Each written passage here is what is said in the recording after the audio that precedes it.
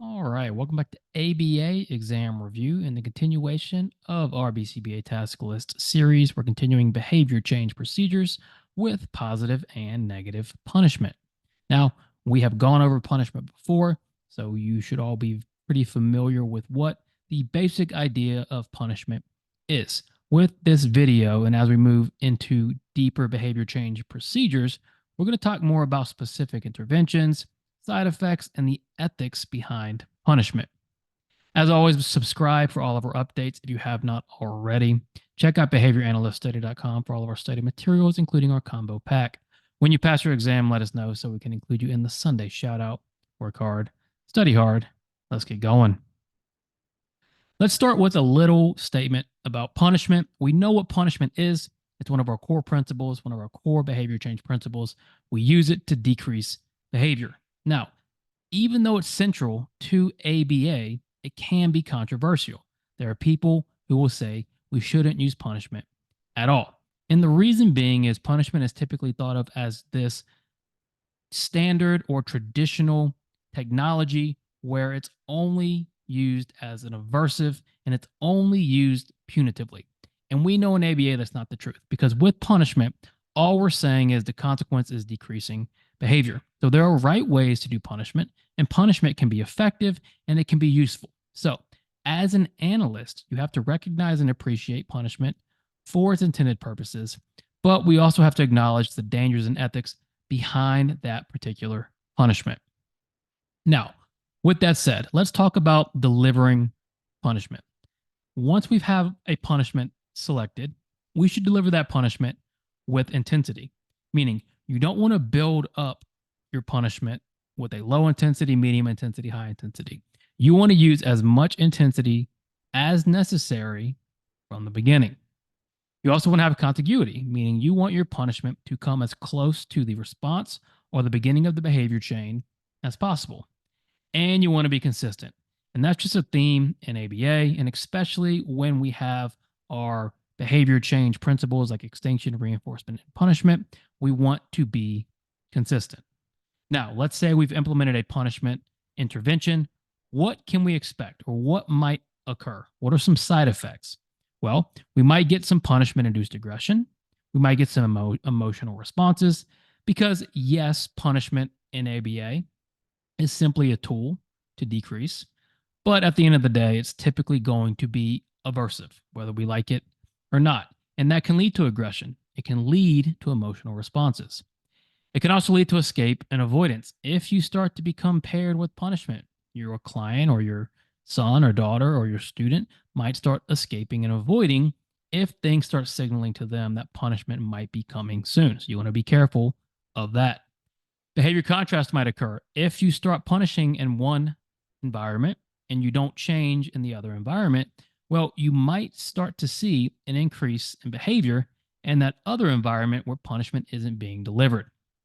You can also unintentionally model punishment because, as always, our clients and our kids and our students and adults and whoever we're working with are watching our behavior. So if you're delivering punishment, they're going to see you delivering the punishment. So be aware that if you're delivering punishment, especially in a group setting, that it's not rubbing off on that group. And then we can have an overuse of punishment because punishment can be extremely effective, especially in the beginning. It can be a very fast way to decrease behavior, but we want to be smart about it. We want to be ethical about it. Remember, we're not there to do harm. We're there to deliver effective treatment that is going to benefit our clients. All right, so let's get into positive punishment. As you might know, positive punishment is the addition of a stimulus that reduces future behavior. We have antecedents, we have behaviors, and then we have consequences. Punishment is a consequence. When we have positive punishment, we're adding something that's going to reduce our future behavior. Now, there are some common forms, including reprimands, which are typically thought of as verbal reprimands, things like no, stop, don't do that. These are extremely common, and you probably do it even unintentionally at times, especially saying things like no or don't touch that, don't do that. These are just common ways of addressing behavior immediately. Response blocking, when we physically intervene with the problem behavior to stop the response before it's completed. Now, This is when we have to think about the difference between extinction and punishment. They're two different principles. Extinction and punishment decrease behaviors, but they're different. You want to think of response blocking as primarily a punishment procedure where we are physically intervening and stopping the behavior. Contingent exercise, it's exactly what it sounds like. We're requiring a response that is not topographically similar to the problem behavior. And typically, this is going to be exercise, right? Running or push ups or whatever it may be. Now, by definition, it doesn't have to be that type of exercise, but it typically is. And then overcorrection, when the learner engages in behavior that is directly related to the problem behavior. So this can be things like positive practice, it can be negative practice, where you're having the learner either do the correct behavior over and over again or the incorrect behavior over and over again. Or it can be restitutional, where you're having the learner restore the environment to a better form than it was before. We also have negative punishment, which is the removal of a stimulus that reduces future behavior. So again, we have our A, B, C, and the consequence, when it's negative, the consequence is the removal of something in hopes that we're going to reduce future behavior. Now, the two primary forms of negative punishment are timeout and response cost. So this graph or this chart or figure, whatever you want to call it, from Cooper lays out timeout pretty well. We have two primary types. We have non-exclusion and we have exclusion. With non-exclusion, the timeout period is within the time in setting, right? So whatever setting the timeout occurs, they stay in that setting. You can do planned ignoring, where you have a set time or amount of ignoring of the behavior or whatever it might be. You can terminate specific reinforcer contact. This is one of the more typical forms of timeout, where for a set time limit, they no longer can contact reinforcement. You can have contingent observation, where you make the learner observe others or observe what's going around them, but they're still in the environment. Or you can have partition timeouts, where a partition is separating the learner from the environment, but they're still technically in the environment. And then we have exclusion timeouts, where the timeout is outside that setting. So you're removing the person altogether, or you remove the setting. So this is what you think of when you think of timeout typically, where you send somebody maybe off out of the room, right?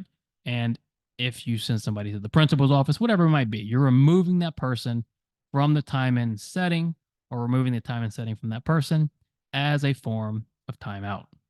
And then response cost. Response cost is often thought of in token economies because we are contingent on behavior, removing reinforcement from the learner. And this can happen in two ways. It can be the removal of earned reinforcement.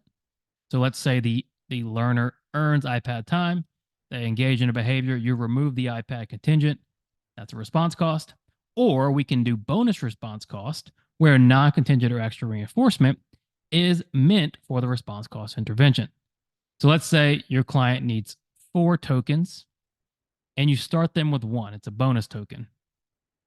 This token would be the response cost bonus, bonus response cost token, because contingent on behavior, you might remove that token that is already present for the client. Now, more guidelines for using punishment. As you can see, this is really about being smart about our punishment and using it ethically, using it effectively. There are punisher assessments. They're similar to reinforcer assessments. We're looking at how the learner responds to these punishers. We want to pick good punishers. You want to use different punishers, but they need to be sufficient quality and intensity. Don't just pick punishers to pick punishers. They have to have a sufficient quality and intensity. You don't want to be varying too much in the type of punishers you're using. You want to deliver punishment as soon as the behavior or behavior sequence starts. So you want to be quick with your punishment, just like with reinforcement. You want to punish each instance of behavior, which means we're continuously punishing. After a while, if punishment is effective, you can go intermittent, but really only if necessary. Ideally, we will continuously punish, punish, punish, punish. You want to deliver that punishment immediately. Once again, I think that's the third time we've said it. It's very stressed in our punishment guidelines. And very importantly, use punishment with other interventions. One saying to remember is punishment is not permanent. If you stop punishment and you have not taught a replacement behavior, the behavior that was punished is likely to come back because that behavior was serving a function. If you don't teach a replacement for that behavior where that person can now meet that function in a different way, if you stop punishment, that behavior is very likely to come back. So you want to use punishment with things like extinction and reinforcement and functional communication training and whatever else it may be to influence good behaviors that you can increase. Now, 4 quick ethics for punishment. Your clients have the right to safety, so never should you violate or compromise their safety or intervention. And we do no harm. These are 1A, 1B. Keep the client safe. Do not do harm. You want to use the least restrictive alternative, meaning if there's a reinforcement option that's just as good, try that. If you haven't tried reinforcement and it's available, you likely want to try that. You want to be as fair and cautious of using aversives as possible. Treatment should be effective, right? If you're using punishment, you need to be measuring the effectiveness. If you're not effective with your punishment, you should not be using punishment. Full stop. That punishment better be effective if you're using it. And then have a policy and safeguards in play. As the BCBA or QBA or behavior analyst, whatever you are, when you're using punishment, you need to have a policy in place if something goes wrong. You also want to have safeguards. And this is all part of the training you should be giving your behavior technicians. So that's G16, positive and negative punishment. Again, we didn't go deep on the specifics of what punishment is because we've covered that and likely you're familiar. Punishment, when it comes down to it, effective for decreasing behavior. You must be very smart and very cautious about the ethics and side effects that come along with using punishment. Please subscribe if you haven't for all of our updates. Check out behavioranalyststudy.com for all of our study materials. When you pass your exam, let us know so we can include you in the Sunday shout out or card. Study hard. See you soon.